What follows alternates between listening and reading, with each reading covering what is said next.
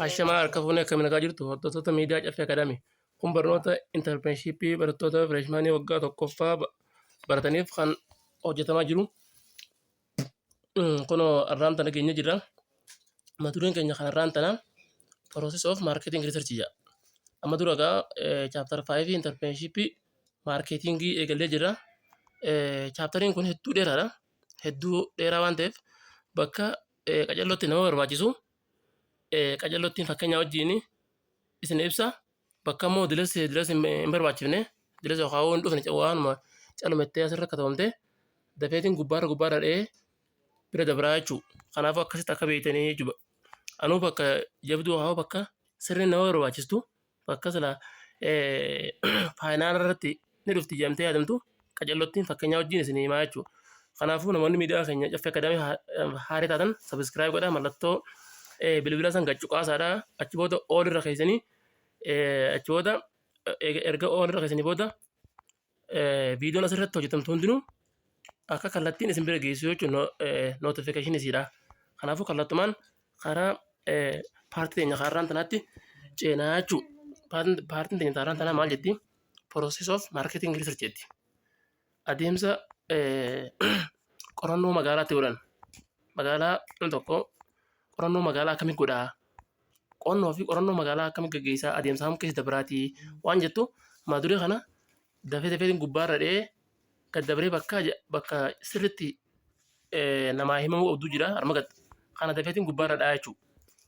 Adeemsa kana tokkoffaa maal jedha adeemsa tokkoffaa keessatti defining the research purpose or objective tokkoffaa irratti kaayyoo qorannoo keetii ni ibsitaa jira isteepii tokkoffaa irratti.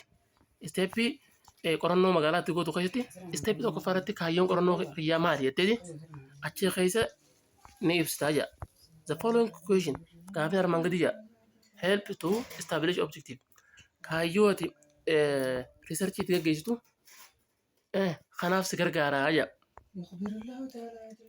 Amma kaas keessa maaltu jira adeemsa qorannoo magaalaatti godhan kana keessa maal fa'aa jira gaafii maal fa'aatu si gaafatamuu danda'a. Si'iltee where potential customer buys the product eessa jira potential customer maamilli oomisha keessan bitachuu danda'u bakka inni jiru buys the product oomisha keessan maamilli humna qabaatee bitachuu danda'u eessa akka jiru eessa akka jirus gaafii isteepii tokkoffaa irratti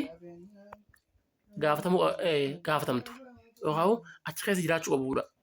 Lammaffaa why is the purchase here maaliif isaan oomisha keessan achitti bitatan kunis as dala jira. What is the size of market magaalaan tun hammi magaalaan kami magaalaan tun hammam takka feeti waan oomishu kana how much of it can your business capture business kee kun hangam takka magaalaa qabachuu danda'a. Illee ogaa jechuun adda adda malee tokko lachuu kana how does your business compare with competitors business keessan dorgomaa akka keetii hojii illee dorgomaa keetii hojii yeroo wal bira madaalchiftu akkamii dorgomaa gonnugaa namoota business wal fakkaataa dalagan jechuudha. Namoota business wal fakkaataa dalaganiif business kiyya kun akkami si'iltee kana business kiyya kun business kiyya fakkaatu kabiraati wajjin yeroo wal bira madaalchiftu akkamii jettee qorachuun isteepii tokkoffaa keessa jira. Gaafii akkanaafaa si dhiyaata isteepii tokkoffaa keessatti impact of promotion on customer beeksisni garaagaraa dhiibbaa akkam qabaa maamila keetii irratti si'iltee business tokko kan yeroo hedduu beeksifamuu fi kan hin beeksifamne tokko miti jechuudha. Kanaafuu waa'ee dhiibbaa promotion yookaan beeksisa customer maamila keetii irra qabu ni achi keessa ni jira isteepii tokkoffaa keessatti. What types of product are desired by potential customer lafa what is the types of product gosa oomisha kamiitii are desired kan namni fedhu kan fedhamu jechuudha. By potential customer maamilli kee danda'ee kan inni fedhu gosa oomisha kamiitii wanni jedhamu isteeppii tokkoffaa keessatti adeemsa process of marketing researchii gaggeessitu keessatti isteeppii tokkoffaa keessatti waan hanga kana gaafatamta jechuudha. Isteeppii lammaffaa maal jedhama? Research design formula. Erga gaafii hanga san baafatte booda research sana akkatti gootu formula baafatta. Dizaayina baafatta. Dizaayina baafatta kun jiru researchii gaggeessuudhaaf achi keessatti waan akka footoo fa'aa kaasuu, maappii fa'aa irra kaasuu, maappii fa'aa agarsiisuu waan sanaa dalaguu deemtu san. Fakkeenyaaf namni tokko yeroo foogii dalaguu deemu dura maal godhata? Dizaayina kaafata. Dizaayina san foogii san jalaa kaasee gubbaa agarsiisa. Footoo san dhiyeessa. Kanaafuu atis yeroo fi gabaa riisarchii gaggeessitu waa'ee gabaa irratti riisarchii gaggeessitu san riisarchii keessan bifa dizaayinaatiin yookaan bifa footoo garaagaraatiin bifa maappiitiin bifa kaartaatiin dhiyeessuu jechuudha. Asirra maal fa'aa jira? Research design jedha. Research designing qorannoon dizaayinaa is blueprint jedhama. Is blueprint jechuun maal jechuudha? Roadmaappii waan gartee waan karaa nama qajeelcha. Blueprint jechuun gabaabumatti roadmaappii jechuudha. Roadmaappii kaartaa karaa nama gadi waan karaa nama kaayu jechuudha. Blueprintiin innis maaliif for conducting gaggeessuudhaaf the marketing research qorannoo magaalaa gaggeessuudhaaf dura maal baafatta? Kaartaa kaafataa jechuudha. Kaartaan san maal jedhama? Blueprint jedhama. More formally akka sirrii beekamutti more formal jechuun akka namni hundi beekutti kaafattaa jechuudha. Qorannoo keessa waa'ee magaalaa irra godhuu deemtu san. Ammas formulating research design involves the following steps jedhama. Amma researchii gabaa irratti hojjechuudhaaf deemtu dizaayinatti irra kaafachuu qabdu waan armaan gadii kana of keessaa qabaa jedha. Waan armaan gadii kana of keessaa qabaa. Tokkoffaa studying period. Gaafa yeroo waan sanii ni qoratta. Yeroo gabaa sanii. Achi booda place of determination bakka oomisha sana itti oomishtus ni murteessita. Bakka oomisha sanii qualitative data collectioniin tooftaa odeeffannoo gabaa keessa yeroo funaantu talakkoomsaan hin ibsamne itti funaantu jedhama. Qualitative dataan. Quantitative dataan ammoo daataa yeroonii fi odeeffannoo waa'ee gabaa irra funaantu kan lakkoomsaan ibsamu jechuudha. Si'iltee fakkeenyaaf akkan amala maamila keetii fa'aa amma amalli maamila keetii qualitative dataadha. Amala namaa lakkoomsaan safaruu hin dandeenyu. Kanaafuu tooftaan kunis research for design formula keessa jiraachuu qaba jedha.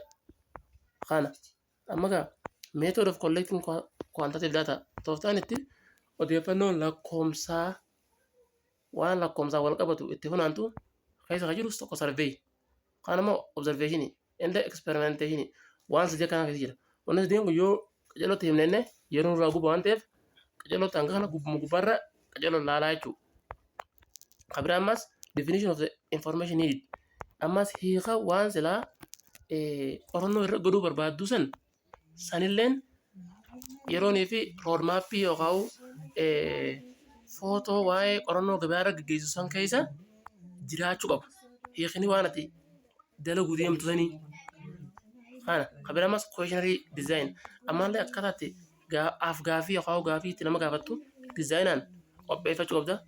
Kabira ammas measuring and scaling procedure adeemsa tooftaa itti waa safartuu fi itti ammas scaling procedure adeemsa ammas lakkoomsa garagaraa sadarkaa lakkoomsa garagaraa kunis research design formula keessa jira.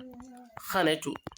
Kabira ammas sampling process adeemsa itti wanta akka saampilii godhate fudhattu. Saampilii ni beektan. Saampilii jechuun waan yeroo qorannoo gaggeessitu bakka wayii takka lakkooyitee bakki biraa tasan fakkaattus akkasuma jettee yeroonii fi fudhattu saampil jedhama. Fakkeenyaaf lakkoomsa gandi tokko lakkooyitee gandi biraatis akkama laaltee gandi kunis akkuma ganda kanaati jettee lakkoofsa ganda sanii yoo akkasi fudhatte saampiliin jennaan. Kanaafuu adeemsi saampiliin piroosesii wanta akka kanuma laaltee fudhachuu. Inni saampiliin size hamma magaalaatis akkanuma laaltee fudhachuu. Kunis research design formulaa keessa jira jechuudha. Plan of data analysis ammas karoora yeroo niifi daataa kee gamaggamtu kunillee keessa jiraachuu qaba. Wanneen kun maal jennaan research design formulaa jennaan adeemsa gabaa keessatti yeroo niifi qorannoo gaggeessinu waan silaa qorannoo bira gaggeessu san keessa dizaayina nuti kaafannu yookaan kaartaan nuti qorannoo bira gaggeessu san keessa wanni jiraachuu qabu waan hanqa kanaa gubbaarra akkasii ilaaltanii jechuudha. Kana step 3 step separate gather at this stage. Amma ka step 3 irratti wanni funaanamu maali? Gather ni funaanama asirratti walitti qabama jechuudha. Gather jechuun at this stage sadarkaa kanarratti secondary data sadarkaa lammaffaatitu walitti funaanama. Step separate data kun data sadarkaa lammaffaa maali? Data which is originally collected kan jalqaba funaanamu jira. Kam jalqaba funaanamu originally collected jechuun kan jalqaba funaanamu by others nama biraatiin jalqaba ni funaanama dataan kun yookaan kan jalqaba funaanamu nama biraatiin funaanama for theory own purpose. Namni tokko waan biraatiif jee fakkeenyaaf theory own purpose jennu namoonni biraa waa'ee magaalaa irratti qorannoo wayii gaggeessan yoo fedhe assignment tokko hundaa barsiisaan faan isaa jee jechuudha. Yoo fedhe kaayyoo biraatiif barsiisaan tokko yookaan barataan tokko waa'ee gabayaa irratti yookaan waa'ee magaalaa irratti qorannoo ni gaggeessa. Qorannoo gaggeesse miree qorannoo gaggeesse kana ati qorannoo namni si dura gaggeesse kana fudhatta. Illee kanuma lafaa kaaftee fudhatta. Kun maal jedhama? Secondary data jedhama. Akkuma maqaan isaa agarsiisutti data yookaan data sadarkaa lammaffaa jedhama. Kan namni si dura kaayyoo biraatiif itti fayyadamee atilleen waan kana waan barbaaddeef data san fudhatta. Kana jechuun sadarkaa sadaffaa irratti santu funaanama. Bat garuu such data namni biraa funaanee atilleen itti fayyadamtu kun can be used by researcher. Nama qorannoo gaggeessu kanaan ni fayyadama. Namni qorannoo gaggeessu kun itti fayyadama. Yoom when it is relevant yeroo secondary dataan kun relevant yeroo niifi mijaawaa ta'u yeroo niifi wajjin deemu to the current study waan ati yeroo ammaan tanaa qo'achuu jirtu kana wajjin dataan san yoo deeme malee hin ta'u. Namni tokko si dura waa'ee magaalaa irratti gaggeessaa jennu ati kaatee daataa san fudhatta. Daataan ati fudhattu san kan ati ammaan tana gaggeessu deemtu kana wajjin qacellotti walii galuu qaba. Jechuudha kana namni biraas dura qorannoo gaggeessee ati calumettee makaatee lafaa fuutee kan waan ati silaa dalagu deemsa wajjin hariiroo hin qabne kan wanti isa waan ati ammaan tana dalagu jirtu kana wajjin ammaan tana qo'achaa jirtu wajjin waan hariiroo hin qabne yoo fiddee hin ta'u jechuudha. Kana what is secondary research? Qorannoon lammaffaa kun maal jechuudha? Kun akkuma reefa ibsine information qorannoo kan lammaffaa jechuun maal jechuudha jira? Information that already exists. Odeeffannoo duraanuu jiru kanuma kaareef hunda kana bira.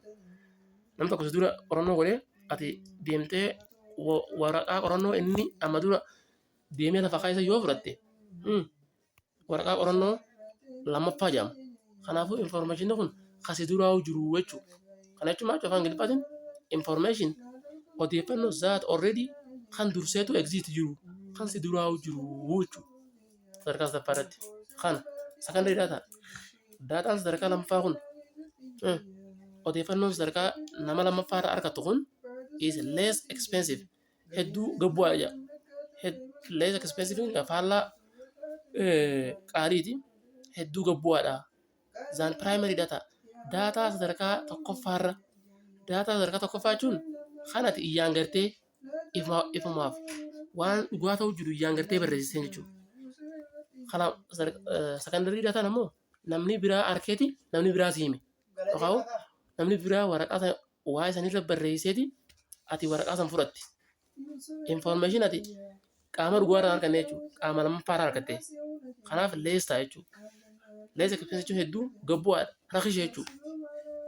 Daataa sadarkaa tokkoffaarra. Ammaa akka biraa obtained quickly inni kun dafee fudhatama. Daataan sadarkaa lammaffaadha dafee fudhatama. Dafeeti kan hojjetamu. Wayii akka tokkoffaati. Duraanus duratti katabamee laftaa hojjetaami. Ati lafumaa fudhattee deebi'uudha. Bakka. Silaa akka tokkoffaatee quickly hin ta'u. Dafeen fudhatamu. Siltee itti yaaddee bakka wanti san jiru miilaan deemtee itti halkanii guyyaatti dhamaatee daataa fuudhuu si feessa waan ta'eef tokkoffaa. Kan lammaffaa immoo quickly daftee sama fudhatte jira.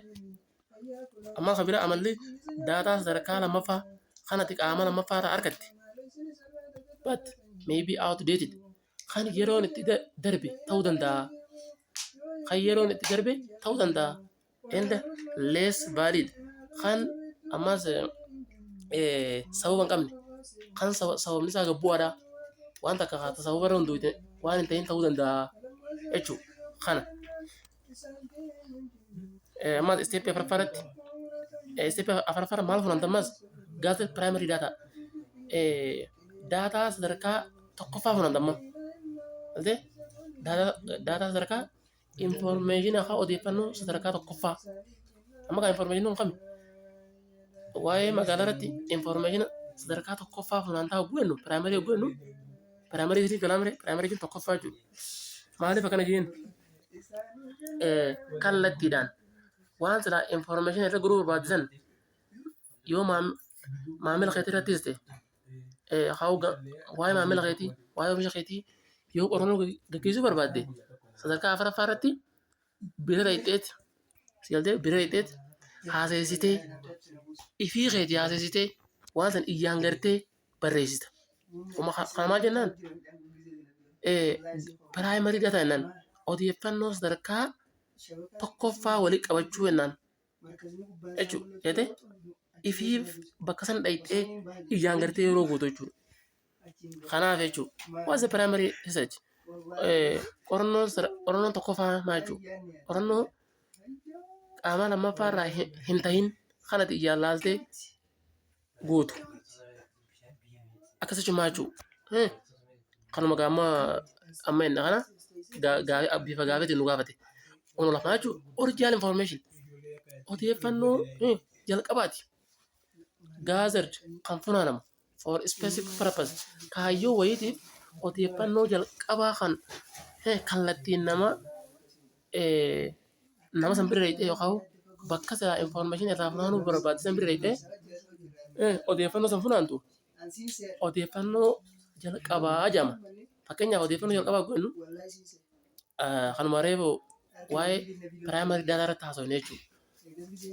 Kan odeeffannoo jalqabaa jechuun namni tokko ka'eetii waa'ee magaalaa irratti qorannoo godha. Qorannoo godhu kana himteedhaan yookaan abaluu akkas jedhan osoo hin ta'in waa'ee magaalaa san magaaluma san keessa dhaqee jaltee waa'ee magaaluma san keessa dhaqee information san iyyumaan argee yoo dhufee yoo qorannoo gaggeesse maannaan original information jennaan. Kana jechuudha. Primary data collection techniques. Tooftaan itti odeeffannoo sadarkaa tokkoffaatti funaanan jechuudha. Tooftaan itti odeeffannoo sadarkaa tokkoffaatti funaanan kan bii kaataagoraaziidha as noolaa. Akkana qoqqoodama jee. Tooftaan itti odeeffannoo sadarkaa tokkoffaa itti funaanan. Tokkoffaa observational technique. Tooftaa waan san ijaan laaluu. Ijaan laaltee odeeffannoo san funaannachuu. Primary jedhamre primaryin wayii namarraa wayitaa jettee wayitaa oriijinaalaami odeeffannoo jalqabaate waan ta'eef observational technique jennaan tooftaan itti odeeffannoo sadarkaa jalqabaatti funaanan. Observational technique maali? Iyyaan galtee odeeffannoo san funaannachuu. Kabira focus group ammallee bakka wanni san jirutti xiyyeeffachuu. Garee waa'ee odeeffannoo ati irraa barbaadduu sanirratti xiyyeeffachuu. Kabira ammas experimentation. Experimentation odeeffannoo keessan sababaa fi bu'aa isaa waliin qaban laaltee odeeffannoo gaggeessuu yookaan odeeffannoo namarraa funaannachuu kallattiidhaan. Kunis experimentationiis kallattiin odeeffannoo tokko funaanuu jechuudha. Maachii humnaa investigation qorannoo gaggeessuudha jedha. Cause sababaa fi effect relationship sababaa fi bu'aa wanni san hariiroo waliin qabu laaltee odeeffannoo information funaannachuun maal jedhama experimentationii jennaan. Qabiraammas asjala survey technique tooftaa itti odeeffannoo nama gaafachuun itti funaannattu. Generate data funaannachuu jedha. Akkamitti by asking people question gaafii uummataa dhiyeessuudhaan and recording erga dhiyeessitee booda gaafii gaafatteeti achi booda and recording ni galmeessita. Their response deebisaa isaanii ni galmeessita.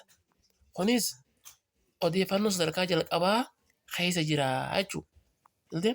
Survey technique maal data kee ni burqisiista information ni gaafatta. Akkamitti nama gaafatta gaafii nama dhiyeessita. Gaafii san ni galmeessita deebisaa isiidha. Haatee waa nama gaafatta waan nama gaafattu san deebisaa isaan si kannan ni galmeeffatta. Kallattii hojii amma namichi uummata kana kallattii hojii haasa'u jiraami. Kanaafuu gaasa primary data jennaan odeeffannoo sadarkaa tokkoffaa funaannachuu waa'ee magaalaatti riisarchii adeemsa itti gaggeessan keessaa afuraffaarra jira. Shanaffaan step 5 data processing and analyzing amma gaa funaannannee mire tokkoffaa funaannanne odeeffannoo sadarkaa tokkoffaatii funaannanne odeeffannoo sadarkaa lammaffaatis funaanne shanaffaarra maal goona ni gamagamna. Data processing and analyzing la data san ni process goona achi booda ni gamagamna analyzing akkasi. Seelte once yeroo takka data has been collected dataan yeroo takka walii qabamaa data walii qabame sani it needs ni barbaada jaa to be cleaned qulqulleeffamuu barbaada. Processed by the way process jechuun data san qulqulleessuu jechuudha. Qulqulleessuu gamagamuu akka inni waan sanii wajjin deemu ni taa'aman ta'uu qulqulleessuu fi gamagamuu maannaa waan san data processing jennaan. Kana jechuudha. Data processing maali? Odeeffannoo amma dura akkasii funaante san walii qabdee odeeffannoo san akkuma walii qabdee waan takka gabaasuu hin ta'u dura ni qulqulleeffatta. Qulqulleessuun kun process jedhama. Cleaning research data keessan qorannoo information funaante san qulqulleessuun akkami qulqulleessita? Qorannoo keessan data funaante san qulqulleessuun involves if keessaa qaba jedha. Qorannoo gaggeessitee yeroo qorannoo keessan qulqulleessitu maal faatu akkati qulqulleessitu si godha. Qulqulleessuu keessan keessa wanni jiraachuu qabu. Tokko editingidha. Edit godhuu. Kabira ammas coding. Transcription. And the verification tabulation of data. Edit godhuu. Coding jechuun seera itti godhuu. Waan san seera itti godhuu jechuudha. Transcription ammoo odeeffannoo dabalataa waa'ee sanii irra kaayuu. Verification of tabulation of data. Data sanii seeroomsuu. Data san fudhatama goosisuu. Adeemsa maal jedhama? Data processing and analyzing data information keessan process godhuu qulqulleessuu fi gamaggamuun as keessa jira jechuudha. Data analyze data gamaggamuun kun guided by plan of data. Guide jechuun ni qajeela ni gaggeeffama. By the plan of data analyze odeeffannoo keessan gamaggamuuni data analyzing ni gaggeeffama. Akkamitti gives meaning of data to data. Data seekan namisanitti hiika kannu that has been collected kan amma dura walii qabdisan hiikatti kannu kumaal kun data gamaggamuu wayita jira jechuudha. Data qulqulleessuun edit faa godhuu verification faatti godhuu kuni data processing yookaan data qulqulleessuu jedhama. Data analyzing immoo hiikatti kannu gamaggamuu jechuudha. Kana qabiraamma asumela research result should be evaluated. Research result bu'aan qorannoo keessanii should be evaluated. Gamaggamamuu qaba. Bu'aan qorannoo keessan bu'aan qorannoo waa'ee magaalaa rakkootisan gamaggamamuu qaba. Jala akkas jechuudha. Enda interpreted hojiitti hiikamuu qaba jedha. Gamaagamamee hojiitti hiikamuu irra jiraata. In response to research objective kaayyoo qorannoo san gaggeeffamteefiif deebisaa deebisuu kan danda'u ta'uu qaba. Ati waa'ee magaalaa qorannoo gaggeessitee qorannoon keessan waa'ee magaalaa saniif deebisaa kennuu qaba. Fakkeenyaaf maamila kiyya akkamittiin gammachiisaa waan jiru irratti qorannoo yoo gaggeessitee qorannoon ati gaggeessisanii maamila keessan akka itti gammachiiftu si godhuu qaba jechuudha. Akkaataa itti maamila keessan gammachiiftu hojiidhaan argamsiisuu danda'uu qaba jechuudha bakka. Qorannoo calmatti gaggeessita. Kanaaf akkas ta'uu qaba jechuudha. Kana data processing and analyzing jechuudha. Jaffaa irratti erga akkanatti gamagamtee booda dhumarra maal goota? Erga kana hunda goote dhumarra maal goota? Step 6 irratti report preparation. Report gabaasa preparation qopheessita. Gabaasa qopheessita. Gabaasa qopheessisanoo presentation ni dhiyeessita. Gabaasa qopheeffatee dhiyeessita. Karaa qaama dhimmi ilaaluutti jechuudha. Asal maaltu jira? Once marketing information yeroo takka odeeffannoo magaalaa is collected. Ni funaanama odeeffannoo magaalaa. Achi booda enda analyzed ni gamagamamu. Taa'amuun ta'u jaamee achi booda present ni dhiyaata. It into organized manner. Haala wanni san ta'uuf ni dhiyaata. Yaa bakka salaa kaayyoo researchii saniitiif ni dhiyaata jechuudha. Maaliif dhiyaata? To decision makers murtee itti kennuudhaaf of the business waa'ee business sanii murtee itti kennuudhaaf odeeffannoon san ni dhiyaatti jechuudha. Fakkeenyaaf namni tokko ka'ee akkuma kareef inni waa'ee maamila kiyya narraa deebi'ee magaalaa keessatti maamila kiyya meeshaan irraan bitu akkamitti maamila kiyya kana gammachiisa akka maamila kiyyaan akkamittiin deeffachuu danda'a waan jiru irratti ka'ee wanni daataa funaannata. Haa qorannoo gaggeessa. Qorannoon gaggeesse kuni maal tokko sadarkaa kanarratti qorannoon isa funaanamee gamagamamee karaa murtii maamilli kiyya kun akkamitti karaa kiyya deebi'aa akkamitti gammaduu dadhabee akkamitti karaa kiyya deebi'aa waan jedhamu irratti murtee irra gahuu danda'uu qabdaa jechuudha sadarkaa kanarratti. Qorannoo yeroo gaggeessitu sadarkaa jaffaa irratti maamilli keef maaliif akka karaa kee dhufuuti maaliif akka maamilli kee sirraa maqe sadarkaa kanarratti beektee jechuudha. Kanaafuu murteessita akka itti maamila keessan gammachiiftu jechuudha sadarkaa kanarratti. Kanaafuu as lamaatu jira reporting through jira. Amma qorannoo kee gabaasuu keessatti qorannoo amma dura funaanaa turte gabaasuu keessa maal fa'aa jira? Specific research question identified. Gaafiin waa'ee qorannoo keetii sanii qophatti addaan baafamuu qabdi. Describing research approach. Tooftaan itti qorannoo san gaggeessitee ibsamuu qabdi. Ni ibsamti. Research design. Ammallee dizaayinni qorannoo keetii achi keessa ni jira. Data collection method. Tooftaan itti information itti funaante. And ammas sampling procedure. Ammas tooftaan itti adeemsi sampling itti fudhatte. Achi keessa ni gabaasta. Data processing. Ammallee adeemsi itti data itti qulqulleessite. And analyze procedure. Ammas adeemsi itti waan qorannoo keessan itti gamaggamte achi keessa ni jira. Qabira ammas major finding and suggestion for action. In addition, oral presentation should be made to management using tables, figures and graphs to enhance clarity and impact. Kunga wanni amma dura haasoo ilaa wanni manga angammaan tana raayitii qabu kuni waan amma dura haasaa turre waan researchii keessa guute hundinuu keessa jiraachuu qabaa odeeffannoo keessa jechuudha bakka gabaabumatti. Asirraa yoo sirrii ilaaltan waanuma amma dura dubbachaa turreetu as keessa jira jechuudha. Kanaafuu kana biraa dabalu. Namni tokko qorannoo waa'ee magaalaa irratti qorannoo gaarii godha kan jennu amala torba qabdii qorannoo magaalaa gaariin tan fudhatama qabdu jechuudha. Tokkoffaarra scientific method tan saayinsii mirkaneessite. Saayinsii mirkaneesse. Lama research creativity tan odeeffannoon keessan waa uumte. Odeeffannoo haa qorannoo ta'e geessite waa uumuu yoo qabaatte qorannoo good marketing research jennaan. Qorannoo gabayaa gaarii yookaan qorannoo gabayaa fudhatama qabdu jennaan.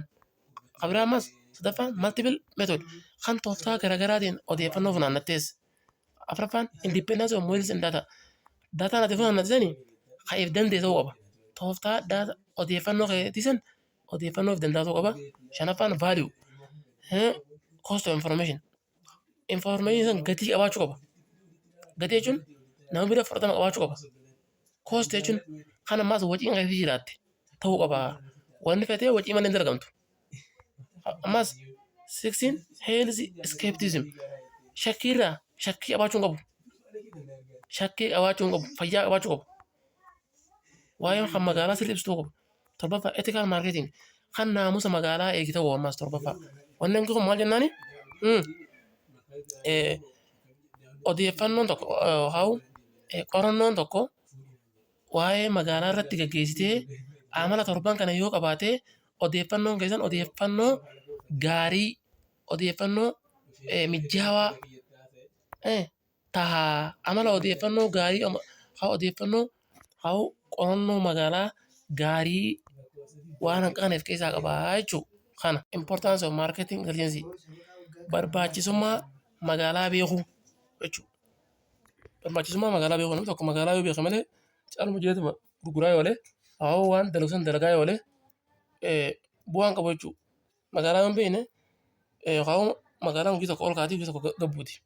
Guyyaa sana magaalaan gabbuuti san ati ol kaasee gurguroo ta'e maamila keessaa deebi'ee bakka biraatti bitaa sababaa maamila keessaa deebiin ati waan sila magaalaa keessatti dalaydee harkachuu qabdu san ni dhabdaa jechuudha. Kana san dhabdee jechuun kasaaraa keessa seentee jechuudha. Kanaafuu maadureen kun maal jedhaa importance of marketing intelligence barbaachisummaa magaalaa beekuu jechuudha. Amala magaalaa beekuu jechuudha. Bakka marketing intelligence magaalaa beekuun provide siif kan niti jaa. The following benefits bu'aa armaan gadii siif kan niti namni tokko magaalaa yoo beeke amala magaalaa itti jirtu haala magaalaa itti deemtu yoo beeke waan armaan gadii kan argachuu danda'a. Tokkoffaa maali? Market and customer orientation promote external focus la market magaalaa fi customer orientation amala magaalaatii fi amala maamilaa akkati beektu si godha. Magaalaa yoo beekte amala magaalaa beeknaan amala maamila keetii beeknaan bu'aa argatte jechuudha. Abiraamas promote external focus amala magaalaatiif amala maamila keetii yeroo beekte promote ni guddifta jira. External focus xiyyeeffannaa kee ala guddifta. Hara alaa guddifta. Biizinasa kee keessa sun ta'in ala fira laalta. Ala jechuun maal jechuudha? Waa'ee magaalaan alaha. Waa'ee magaalaa sirraa laalta. Waa'ee maamila keetii qacarroo laaltaa. Maamila kee maal fedhaa? Wannan kun maal jedhama? External focus jedhama. Qaama alaa jechuudha. Qaama alaa sirrii beekte jechuun ati bakka magaalaa keessatti cimtee jechuudha. Amala maamila keetii amala magaalaa yeroo beekte bakka promote external focus jennaan alarratti xiyyeeffachuu jechuudha. Kana alarra yeroo xiyyeeffatte biizinasa kee guddisuu dandeessa. Alli kun gaamma namni tokko biizinasa yeroo dalagu isaaf external focus isa. External focus qaama alaatii qaama alaa kan biizinasa isaa irratti dhiibbaa geessisuu danda'u san irratti xiyyeeffachuu jechuudha. Kana Abiraamas identification of new opportunity la carraa haaraa akka itti baafatu godha. Carraa haaraa magaalaa yoo beekte carraa haaraa akka itti baafattee carraa haaraa jiru sanatti akka itti fayyadamtee oomisha keessan itti gurgurtu si godha. Kanaaf maal jennaan identification of new opportunity carraa haaraa akka itti baafatu si godha magaalaa yoo sirrii beekte. carraa magaalaa keessa jiru sana carraa haaraa jechuun maal jechuudha? Carraa haaraa jechuun bakka silaa oomisha sana yoo oomishtee oomisha keessan maamila kee biraan ittiin ga'uu dandeessu. Bakka haaraa bakka sana akkatti beektu si godha magaalaa yoo beekte jechuudha. Smart segmentation laata. Ammas smart segmentationiin smart jechuun maal jechuudha? Gaarii jechuudha. Segmentation jechuun maamila kee eenyu akka ta'e akka addaan baafattu si godha. Maamilli kiyya kun nama akkamii? Maamilli kiyya kun namootan waan qaqqaalii barbaadan immoo namoota waan raakishaa barbaadan immoo maamilli kiyya warra gammoojjiiti immoo warra baddaatii. Oomishni warra baddaatii oomishtuu fi fakkeenyaaf huccuun ati warra baddaatii oomishtu huccuu akkamii? Huccuu gurguddoo tokko huccuu kan qabban namarraa orgitu. Sigaltee kophee illee yoo ta'e kophee akka boottii kophee dhedheertuu ta'uu qabdi. Warra gammoojjii yoo ta'e kophee qilleensa nama nayitu ta'uu qabdi. Kanaafuu maamila keessan addaan baaftee akkati beektuu si godha. Sammaa jennaan smart segmentation jennaan addaan baafattee beekuu kana. Early warning of competitors movies la kola. Early warning of competitor movies. Dorgomaa kee wanni akeekkachiisa dorgomaa keetii san yeroon beeku. Kanaaf dorgomaan kee namoonni oomisha akka keetii magaalaaf dhiyeessan akka isaan maamila keessa dura qabanii gabaa keessatti zeeroo sin goone yoo magaalaa beekte dorgomaa keessan akkati yeroon beektu si akeekkachiisa si kanna. Yoo magaalaa beekte jechuudha. Akka koompitaatarri kee waa'u namoonni waan akka keetii oomishan yeroodhaan maamila kee dura ba'anii maamila kee akkasii dura hin qabne akkati beektu si godha jedhama kun. Kabiraan maas minimizing investment risk agartee balaa kasaaruudha gadi hirrifta. Minimizing jechuun gadi hirrisuu jechuudha. Investment risk balaa irratti investi godhuu. Kasaaraa yoo si dhufte kasaaraa sana akkamittiin suphaa akkamittiin kasaaraa sana keessaa bahaa yoo jette sigaltee kasaaraan suni maal si fe'isa? Maallaqa kee investi irra gootee yeroo ta'e investi irra gootee kasaaraa sana sophuu si fe'isa. Kasaaraa sana balleessu. Kanaafuu ati yoo magaalaa beekte kasaaraa ni hir'ista. Calumattee magaalaa yoo hin beekne calumattee yoo guddifte yoo keessuma teessee gurguraa oolte biizinasii biraa kan waan akka keetii oomishan magaalaa si duraa qabanii maamila sirraa deebi'ee ati riskii irra bu'uu dandeessa. Galtee riskii irra bu'uu dandeessa jechuudha. Kanaafuu magaalaa yoo beekte riskii akka itti hir'iftu kasaaraa jechuudha. Riskii jechuun kasaaraa akka itti hir'iftu si godha jechuudha. Kana quicker and more efficient and cost effective information laa kola quicker tattaffiidhaan yeroodhaan more efficiency ammaas akkati oomisha keessan bifa sirriin akka fayyadamtu osoo hin qisaaseesine and cost effective information wacii keessan bifa bu'aa sii qabuun akka itti fayyadamtu sii godha. Wacii hin taaneef sin saaxilu magaalaa yoo beekte jechuudha. Namni tokko magaalaa yoo beeke eenyu akka waan akka kiyyaa oomishaa yoo beeke innis jabaateeti maamila isaa san akka namni biraa isa duraan qabanne maamila isaa san waan inni fedhu dhiyeessaaf wacii firraa hir'isee wacii firraa guu hir'isee kasaaraa firraa hir'isa jechuudha. Namni tokko fakkeenyaaf biizinasa keessatti ati warshaan tokko uffata oomishaa jennu uffata oomishu jira warshaa lamatu oomishaa jennu warshaa lamatu uffata oomisha. Warshaa lachuu warshaa huccuuti. Warshaan tokkos akkamitti maamila kana kiyya biraan waan bareedduu biraan dhaqabaa akka warshaan na cinaa kun maamila kiyya na duraan qabanne jeeti yaaddawa. Warshaan kun akkana jee yeroo yaaddawu tokko maal fa'a firraa hir'isa. Irraa kana fayyadamee akkan kasaarre oomisha isaa san qacarroo fayyadamuu osoo maas hin qisaaseesine sirriitti fayyadamuu kanaatti dhagahama jechuudha. Xiraatiidhaan yookaan qulqullinaan dhiyeessuu sababa maaliitiin sababaa warshaan akka isaa maamila isaa biraan duraa ga'eef jechuudha. Kana jechuun magaalaa beekti waan kana dalaguu dandeessaa jechuudha. Ammas kan biraa ways to undertake marketing agency. Amma kareef erga kasane karaan itti magaalaa itti beekan kan faadha. Karaan itti magaalaa beekan kan faadha. Karaan itti magaalaa itti beekan karaa kami jechuudha. Reefu bu'aa sanii bire magaalaa beekuun bu'aa isin qabdu haasofne. Akkamitti beekuu danda'an karaa kamiini information beekuu danda'an information waa'ee magaalaa. Tokkoffaa unfocused scanning. Unfocused scanning yeroo jennu any information odeeffannoo kamuu jedha that may be useful kan silaa barbaachisaadha is to gather walii qabamuu danda'a jedha walii qabamuu malaa without any specific purpose in mind osoo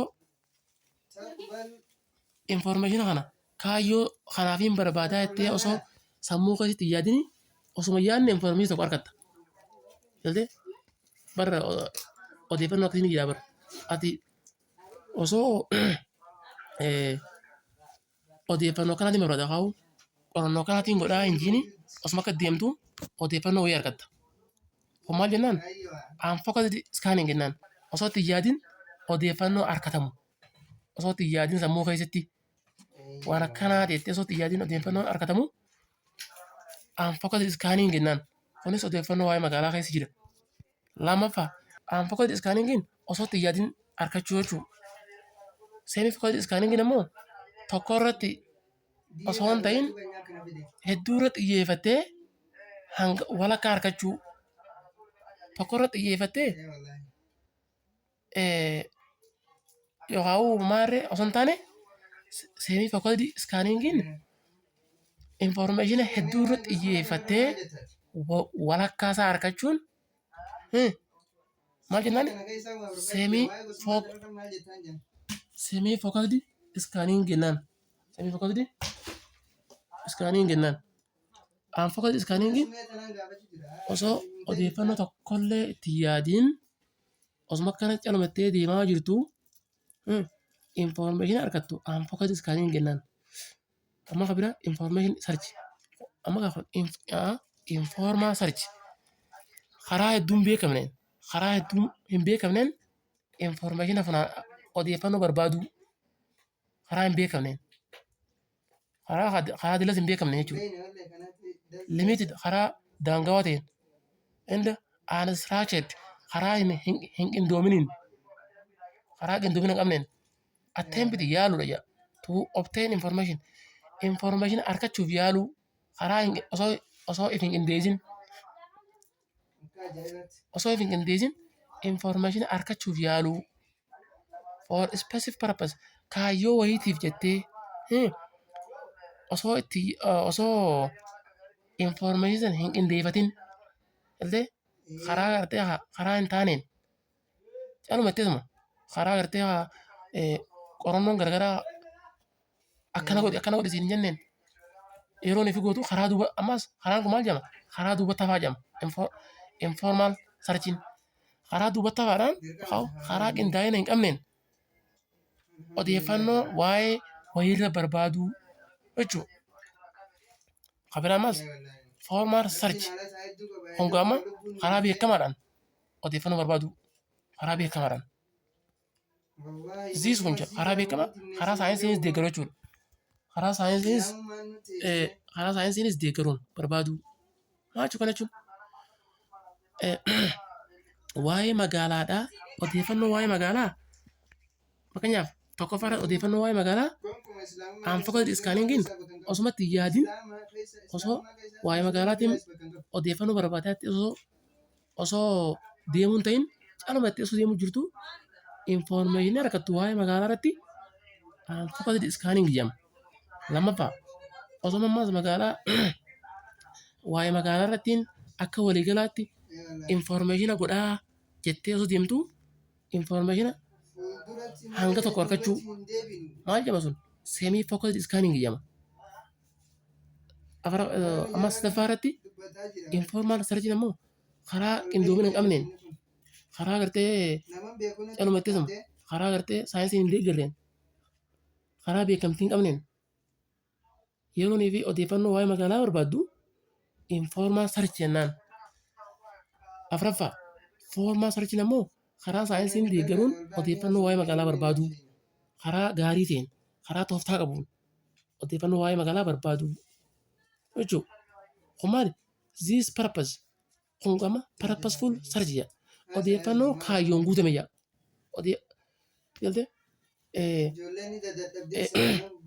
Qorannoo kaayyoon guutame.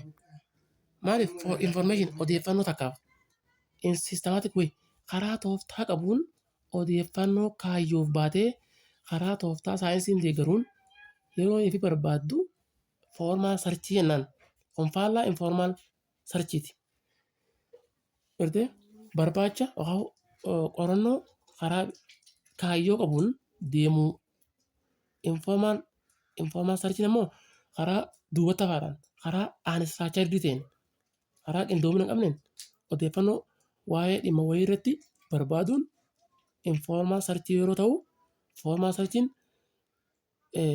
karaa sistema karaa tooftaan guutameen waa'ee magaalaa irratti odeeffannoo barbaaduun formal searchii ta'a jechuudha kana. Kanaafuu marketingii intelligensiin odeeffannoo waa'ee magaalaa kennu kun is carried out amma jecha kana sirrii qabadhaa. Marketing intelligence jechuun odeeffannoo waa'ee magaalaa beekuu jechuun is carried out ni gaggeeffama jee odeeffannoo waa'ee magaalaa kun magaalaa beekuun kun ni gaggeeffama by the manager him manageruma mataa isaatiin gaggeeffama namichi bizinesa sana hoogganu mataa isaa or herself yookaan isii rather than professional research nama biraarra yookaan nama barate biraarra abbummaan manajera waan sanii gaggeessuu qaba. Akkana cimaa jechuudha. Namni tokko warshaan tokko akkaataa itti maamila isaa biraan itti oomisha kana gahu qorannoo godhuu barbaadi. Jaltee maamila isaa kana beekuu barbaadi. Kanaafuu warshaan kun qorannoo tana akkaataa itti maamila isaa biraan oomisha warshaa isaa keessa oomisha kana akkaataa itti maamila isaa biraan ittiin gahu kana qorannoo gaggeessuu waan barbaadeef qorannoo kana kan silaa geessuu qabu nama biraa yookaan nama barate biraa barbaadu osoo hin ta'in manaajeruma kaampaanii sanii yookaan warshaa sanii sunumaan gaggeessuu qaba. Raazarsaan professional researcher nama barate kan biraa kan research gaggeessurra abbummaa yookaan hoogganummaan bizinesa sanii waan barbaade isaa beekamre eenyummaan yoo gaggeesse irra gaariidha. Kanaafuu kun maal jedhama? Marketing intelligence jedhama jechuudha. Kan scope of search amma bal'inni odeeffannoo kanaa jedha. Search jechuun gamma bal'inni barbaacha odeeffannoo waa'ee magaalaa kanaa in this case amma as keessatti likely to be narrow dhiphaa ta'uu mala far less intensive yookaan kan gartee hedduu bal'aan ta'in ta'uu danda'a. Less rigorous than marketing research odeeffannoo waa'ee magaalaa irra hedduu dhiphaa ta'uu danda'a. Kan manaajerri bichaan kophaa isaa gaggeessu kun waa'ee bizinesa isaa beekamre professional research godhannu nama ogummaa waa'ee akka waliigalaatti qorannoo gaggeessuu irratti qabu jechuudha. Amma kaa kun biizinasa tokko keessatti inni akka waliigalaa godha kun professional researcheriin akka waliigalaatti waa'ee magaalaa beekuu irra godha. Kanaafuu biizinasa tokko bichaa qofaatti hin ta'u. Biizinasa tokko waan qofa dhabe isumaa beeka. Kanaafuu manaajarummaan biizinasa dhaabbata biizinasa sanii kophayyoo gaggeessee irra filatamaadha jechuudha. Nama biraarra jechuudha. Waan akkataatti waan san dhabe isaa beeka waan ta'eef. Kana jechuudha marketing intelligensiin. Step 3 steps of competitive analysis. Sadarkaa dorgomaa gamagamuu. Dorgomaa gamagamuu maali? Biizinasa keessatti eenyu akkasiin dorgomu kun? Dorgomaa jechuun maal jechuudha? Dorgomaa jechuun kan kaayyoo tokkoof isin lachuu sochootanii jechuudha malee. Kanaafuu biizinasa keessatti dorgomaan ka'e eenyu? Warshaan tokko yoo inni fi huccuu oomishu warshaan biraatis huccuu oomishaa jennu. Mee warshaa dhisi? Warshaan warshaa Samsingiitii fi kan wanni fudhu Apple. Warshaa Samsingiitii fi warshaa Apple fudhu. Isaan lachuutu maal oomishan? Bilbila oomishan. Kanaafuu sadarkaa warshaan Samsingiidhaa amala warshaa Apple itti gamagamu. Warshaan Samsingiidhaa amala warshaa Apple yoo beeke malee warshaan Apple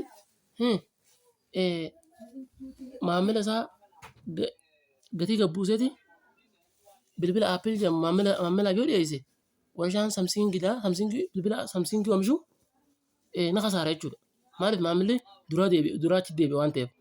Kanaafuu biizinasa keessattis akkuma amma warshaa Samsingiitii fi Apple jennaanitti dirqama dorgomaa kee beekuu qabdaa jechuudha. Amala dorgomaa keetii yoo hin beekne dorgomaan kee akkamitti akka maamila isaa keessummeessu. Maamila akkamii akkasii dura adeeffatu. Akkamii maamila isaa akkamii akka gammachiisu beekuu qabda. Kanaaf sadarkaa dorgomaa itti gamagamanii jechuudha. Tokkoffaa identify jiru competitors. Maamilli wanni dorgomaan kiyya eenyu ta'e beekuu qabda. Maamilli anumarraa deebi'a. Maamilli dhiyeenya kanafaa maamilli kiyya anumaafuu dhufuu didanii narraa'uu bituu didanii dhiiroo namni akka kiyyaa waan akka kiyyaa oomishu eessaa eenyu ni san. Dorgomaa kee tokkoffaa dorgomaa kee ni beekuu qabda. Seepis daffar jechuudha. Lammaffaa ta'u gather information about competitors. Waa'ee dorgomaa keetii san information ni funaannata jedha.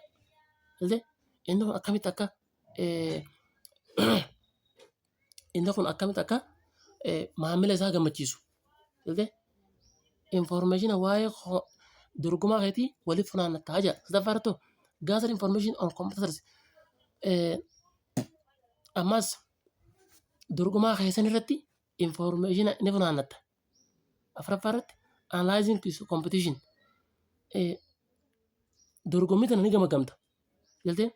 Atilleen gabaaf oomisha kee dhiyeessita. Dorgomaan keetis oomisha isaa dhiyeessa.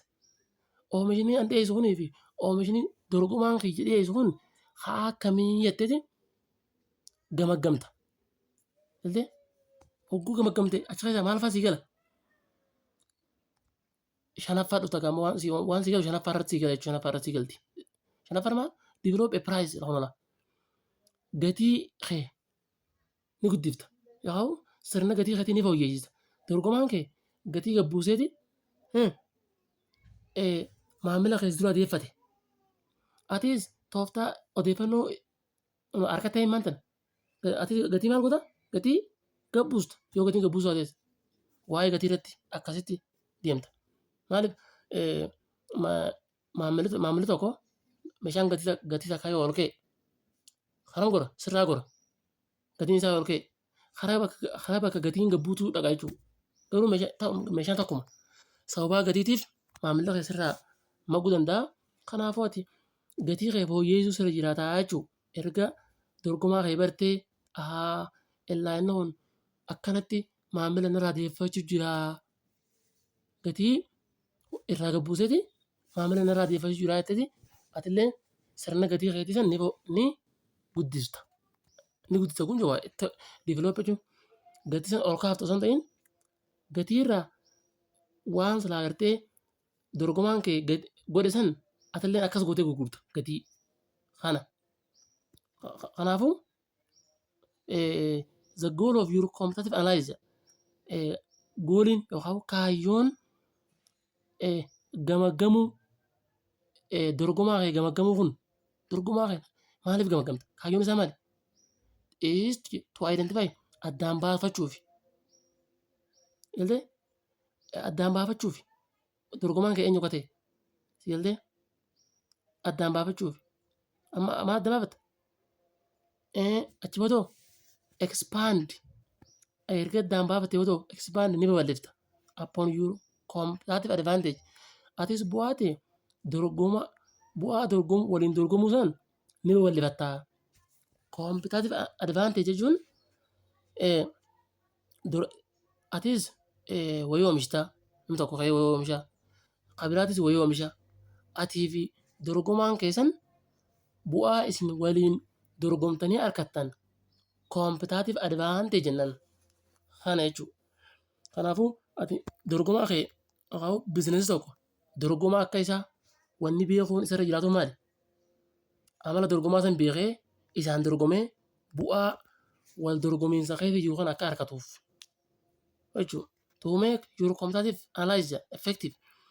To make godhuudhaaf jira. Your competitive analysis effective. Gamaagamiinsa. Qorannoon ati wal dorgomuu kana keessatti bu'aan jiru kana qorannoo dorgomaa kee gamagamuu san bu'aa qabeessa godhuudhaaf qorannoo bu'aa dorgomaa kee gamagamuu xiinxaluu keessatti jiru qorannoo san bu'aa qabeessa godhuudhaaf transfer the weakness of your competitors into lakola. Maamila kee ilaalte maamila kee maal akka fedhu hubatte maamila kee maal akka fedhu erga hubatte maamila kee maal akka fedhu eessarraa beekteewu dorgomaa kee information isaa funaannateeti. Sigaltee kana jechuudha. Kanaafuu asirra maal jechuudha? To make your competitive analysis effective jedha. To make godhuudhaaf jedha. Your competitive analysis wal dorgommii yookaan gamaagamiinsa dorgomaa keetii san bu'a qabeessa godhuudhaaf atis dorgomaa akka keetii san qorannoo irra gootee sigaltee qorannoo gootee atis akka dorgomaa keetiitti bu'aa harkadhaa jettee yeroonii fi qorannoo gaggeessitu gamaagamiinsa dorgomaa keetii irra goote bu'a qabeessa godhachuudhaaf bu'a qabeessa godhachuudhaaf gamaagamiinsa goote san maal jedha transfer ni dabarsita jedha. Ni dabarsita maal dabarsita? Weakness of your competitors.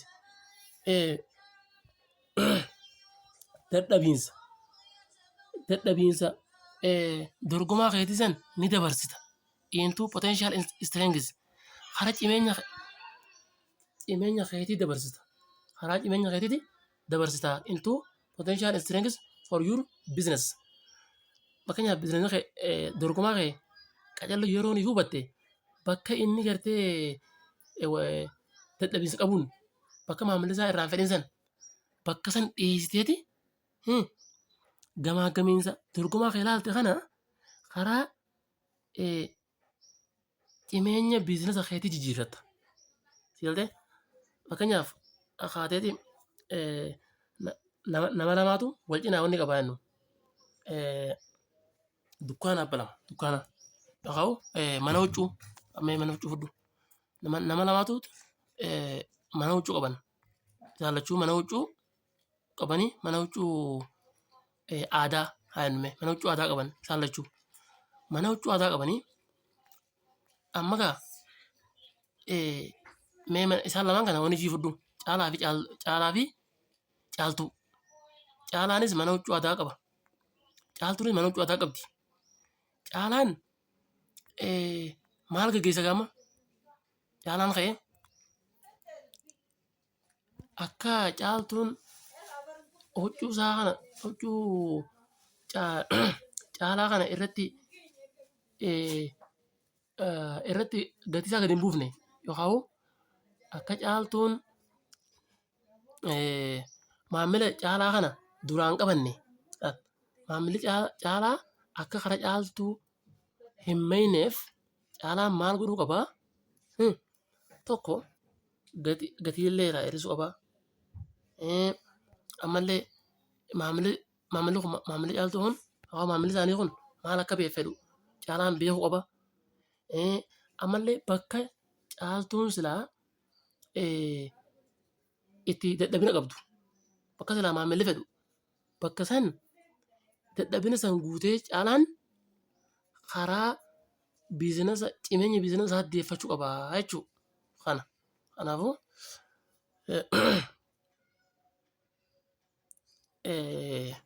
viidiyoon keenya kana fakkaata.